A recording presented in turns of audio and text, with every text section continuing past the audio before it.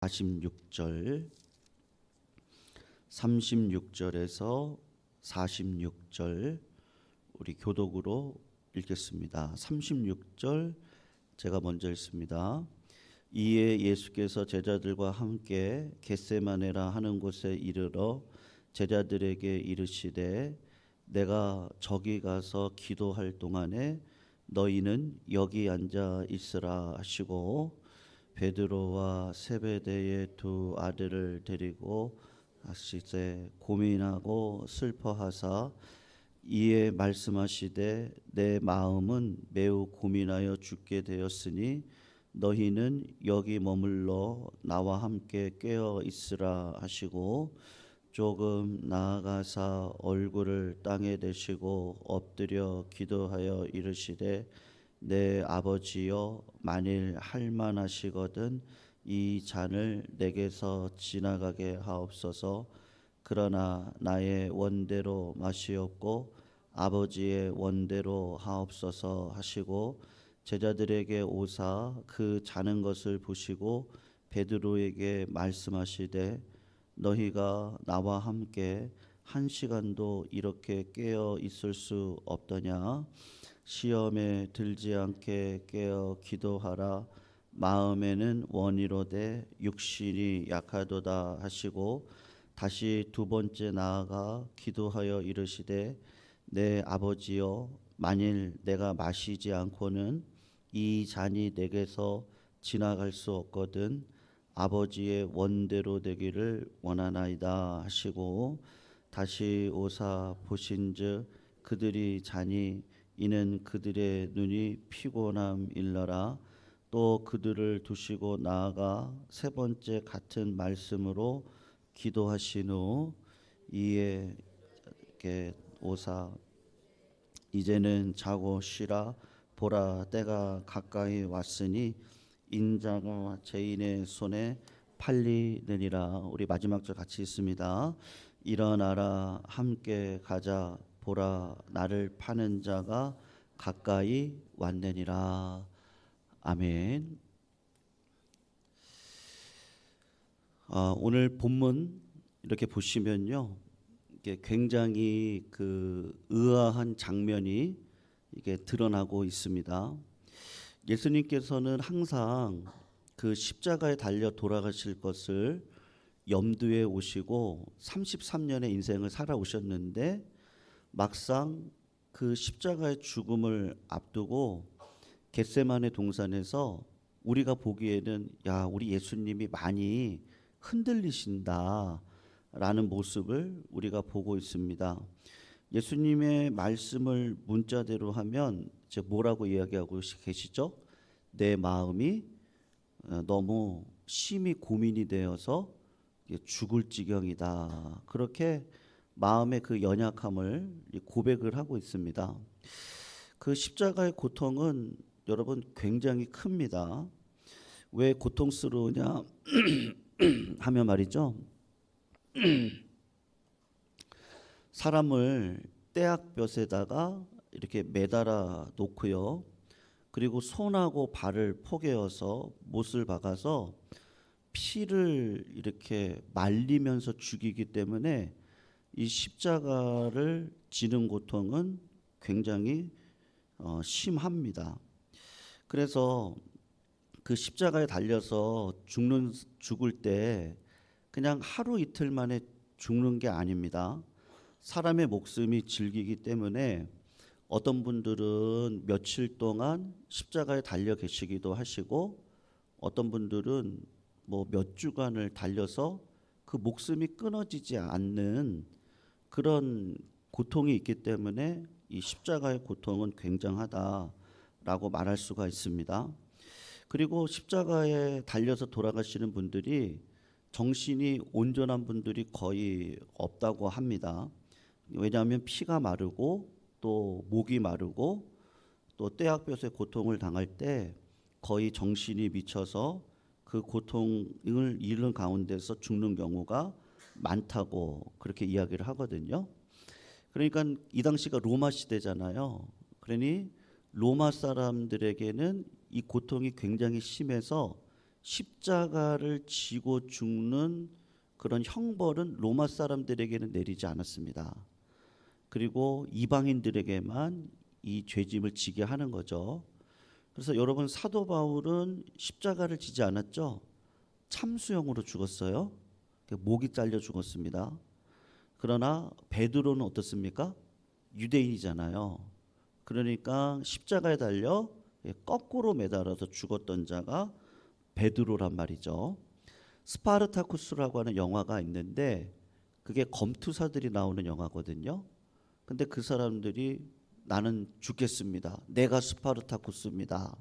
그러면서 나를 십자가에 달아 죽이십시오. 이렇게 용감하게 얘기를 하거든요. 그런데 예수님 같으면은 어떻게 하는 게 우리가 생각할 때 상식적으로 맞을 것 같아요? 예수님이 십자가에 달려 돌아가시는 거 내가 하겠다고 그렇게 당당하게 말씀을 하시는 게 올바르실 것 같은데, 그런데 예수님이 왜 이렇게 힘들어 하실까? 39절 말씀이 지금 예수님이 당하시는 고통을 잘 설명을 해주고 있거든요. 39절을 한번 보시면 뭐라고 얘기하죠? 조금 나아가사 얼굴을 땅에 대시고 엎드려 기도하여 이르시되, 그리고 하시는 말씀이 뭐예요? 내 아버지여, 만일 할만하시거든 이 잔을 내게서 어떻게 해달라 그러는 거예요? 지나가게 해주십시오. 이렇게 이야기를 하고 있단 말입니다. 그러니까 첫 번째로 이 잔을 주시는 분은 누가 주시는 거예요? 하나님이 예수님에게 이 잔을 주시는 거란 말이에요. 근데 이 잔은 어떤 잔이에요? 여러분, 혹시 죽음을 경험해 보셨습니까? 아, 내가 이렇게 하다가 죽겠구나. 혹시 그거를 경험해 보셨어요? 굉장히 어마어마한 잔입니다. 하나님의 저주와 심판을 받아내야 되거든요. 이게 겉으로 볼 때는 육체적인 십자가를 당하는 고통이라고 우리는 쉽게 생각을 하지만 그 이면에 예수님이 견딜 수 없어 하는 게 뭐예요? 그 육신적인 십자가의 고통을 예수님이 그걸 말씀하고 있는 게 아니고 그것을 져야 되는 그 이유가 있잖아요. 인간의 죄악과 그 인간의 그 저주와 그 인간이 당해야 될 심판 말이에요. 예수님은 육신적으로나 영적으로 죄가 없으신 분이신데 그 죽음의 고통, 저주와 심판의 고통을 막상 받아내야 되려고 하니까 여러분, 그것만큼 두렵고 떨린 게 어디 있겠습니까? 내가 전혀 짓지 않은 죄입니다. 죄라는 것과는 아예 무관하신 분이신데 하나님이 누구에게 죄를 돌리시는 거예요? 예수님에게 그 죄의 대가와 저주와 심판과 그 모든 것들을 그냥 다 예수님에게 올려드리는 거예요. 상상할 수 없었던 인간의 죄의 무게가 예수님의 영혼을 이제 압박하기 시작을 하는 거죠. 하나님의 보복과 저주와 심판이 예수님의 영혼을 이렇게 막 짓누르는 거예요. 여러분, 예수님은 이런 관계 속에 들어갔던 적이 단 한 번도 없습니다. 네. 하나님과의 관계 속에서 하나님이, 성도님들, 내가 사랑하는 손자, 손녀, 아니면 내 아들이나 딸한테 갑자기 무서운 얼굴을 하고 이렇게 이야기를 하는 거죠. 내가 너를 증오하고 너를 싫어하고 내가 너를 버리기까지 미워할 것이고 내가 두 번 다시 너를 사랑하지 않을 거고. 얼마 전에 용인에서 일가족을 아들이 죽였더라고요. 부모와 아내와 자식을 수면제를 먹여서 죽였는데 내가 너를 죽이겠다. 그렇게 얘기를 하면 자녀들이, 손자, 손녀들이 어떻게 생각하겠습니까? 굉장히 고통스러워하지 않겠어요? 우리 할아버지가, 할머니가 굉장히 고통스럽게 자녀들, 손자, 손녀들이 생각할 것이고 엄청난 고통인 것입니다.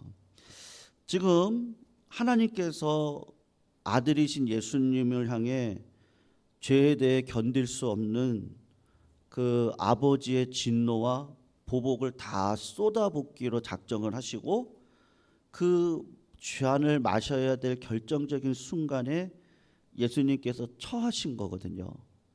그러니까 이제 하나님의 그 저주를 막상 받아내려고 하니 이 육신적으로 죽어야 되는 고통보다도 야, 이제 내가 하나님과 분리가 되어지는 그 사랑에 머물 수 없는 그 예수 하나님의 저주를 이 육신과 마음으로 받아내야 되는 그 어마어마한 무서운 저주와 심판을 생각하니까 너무 고민이 되고 참 내가 죽게 생겼구나 그렇게 이야기를 하시는 거예요.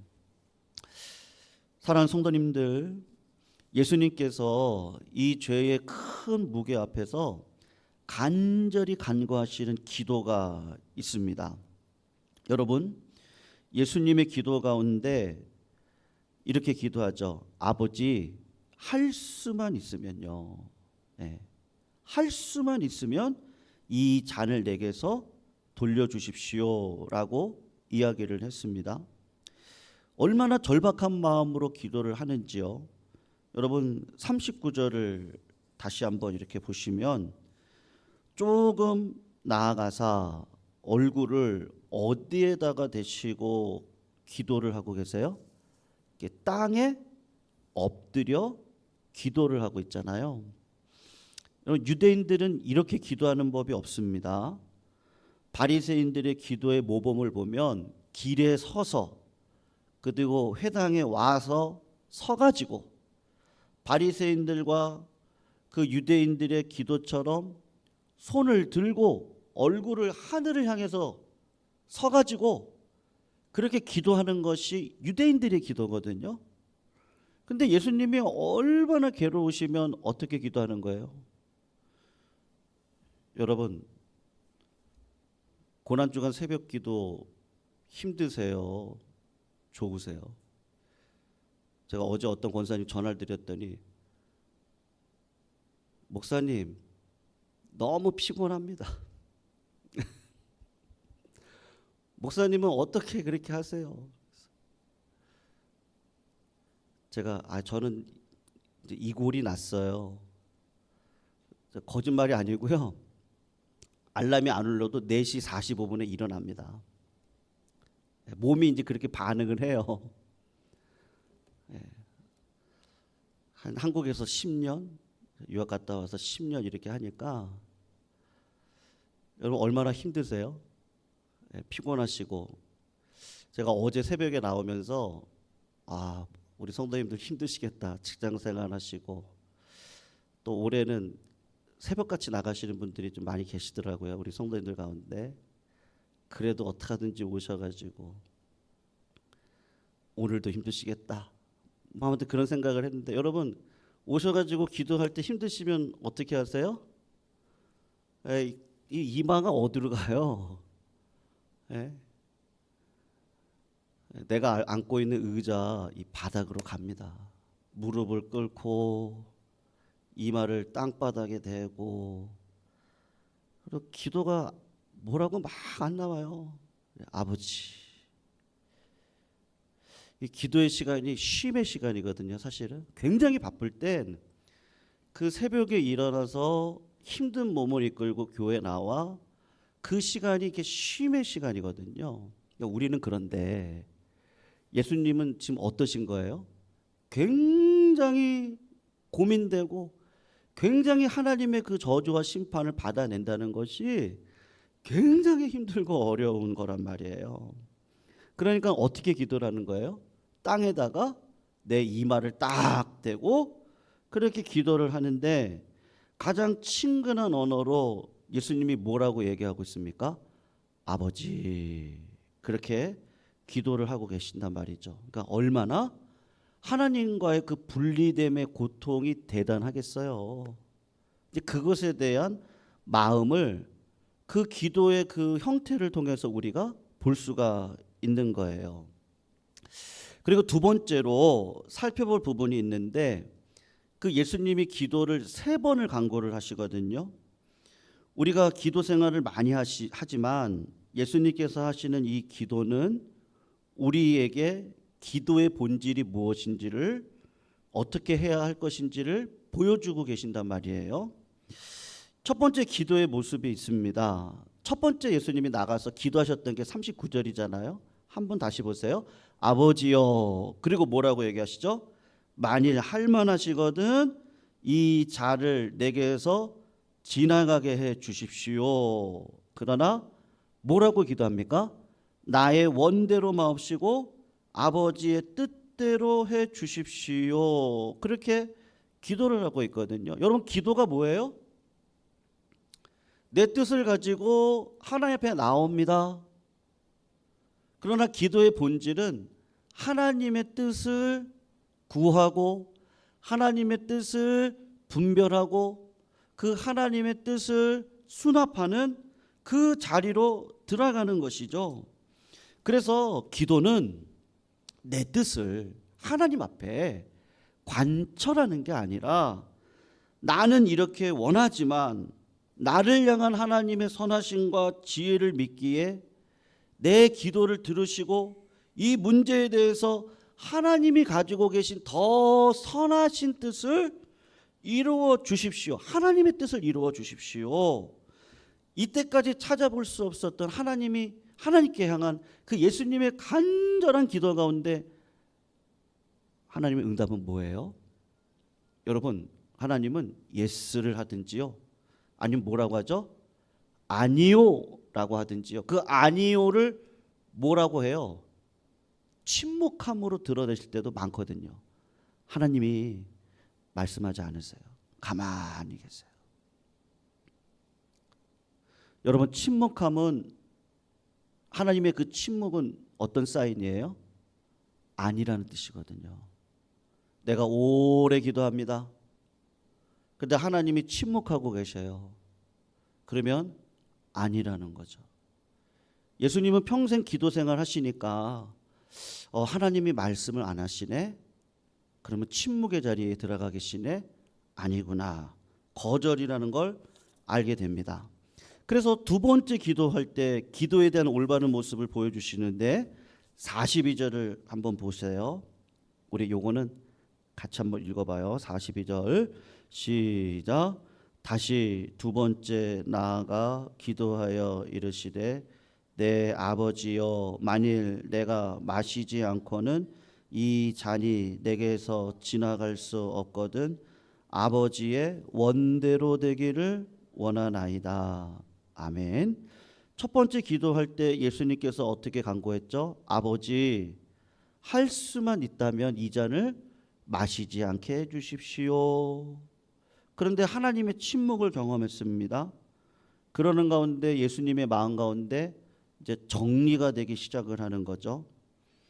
내가 이 잔이 지나가기를 놓고는 기도하지는 않겠지만 두 번째 기도할 때 하나님, 이 잔을 내가 마셔야 된다면, 내가 마시지 않고는 이 문제가 해결할 수 없다면 두 번째 기도는 어떻게 마음을 딱 정리하는 거예요?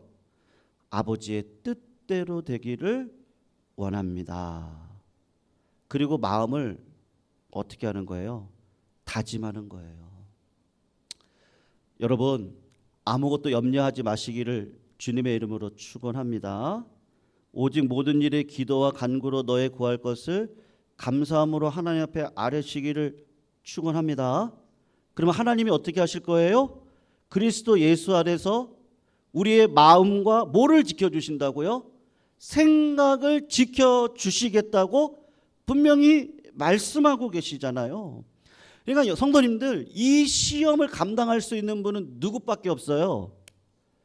예수님밖에 없어요. 우리가 이 짐을 질 수 있나요? 우리는 그럴 수 없는 사람들입니다. 그런데 예수님께서 걸어가셨던 그 길을 따라가게 되면 내 마음 가운데 뭐 상황과 사람과 어떤 환경도 상관이 없어요. 중요한 건 뭐죠? 하나님의 뜻을 발견하시는 거예요.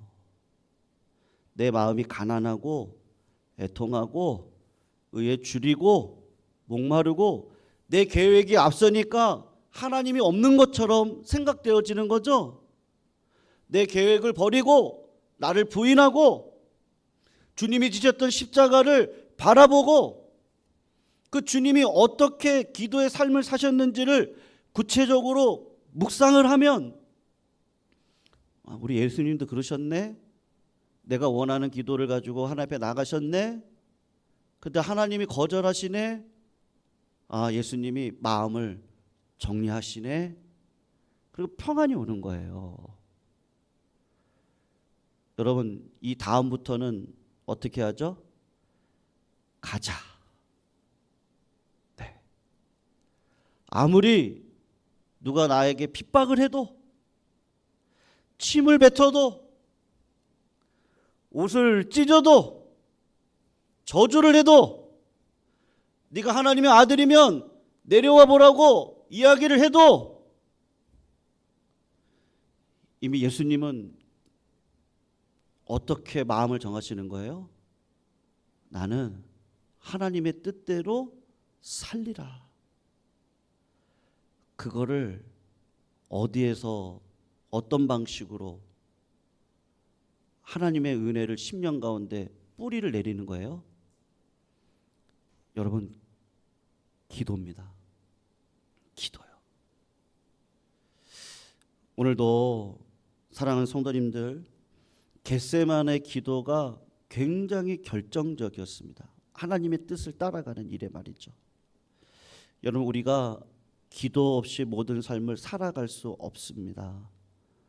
오늘도 하나님의 뜻, 그 하나님의 영광을 위해 살아가실 수 있는 우리 성도님들이 다 되시기를 축원합니다. 그러려면 어떻게 하셔야 돼요? 기도하셔야 돼요. 하나님이 우리를 자꾸 골방으로 초청하세요. 그럴 때 육신이 약하여, 오늘 제자들 보세요. 어떻게 했죠? 육신이 약해서. 마음은 원이에요. 하고 싶죠. 진실된 마음이 있죠. 근데 상황이, 내 육신이 안 되거든요. 근데 성령 받으면요, 어디에서든지 기도하고 어디에서든지 하나님의 뜻을 따라 살아갈 수 있는 믿음의 길을 열어주시는데, 그 비밀의 키가 어디에 있습니까? 기도에 있습니다. 오늘도 구하시는 자리에 서시기를 축원합니다. 찾으시기를 축원합니다. 문을 두드리시기를 축원합니다. 내가 문 밖에 서서 두드리노니 네가 문을 열면 내가 그에게로 들어가 먹고 마시고 이야기하시겠다. 우리 주님 말씀하십니다. 오늘도 내 마음을 활짝 여시고요, 주님을 초청하시고 성령님을 초청하셔서 하나님의 뜻 가운데 믿음으로 살아갈 수 있는 은혜가 넘쳐나시기를 축원합니다. 우리 찬양, 아까 불렀던 찬양 우리 한 번 더 부르고 기도하는 시간 갖도록 하겠습니다. 364장 내 기도하는 그 시간 같이 찬양하시겠습니다.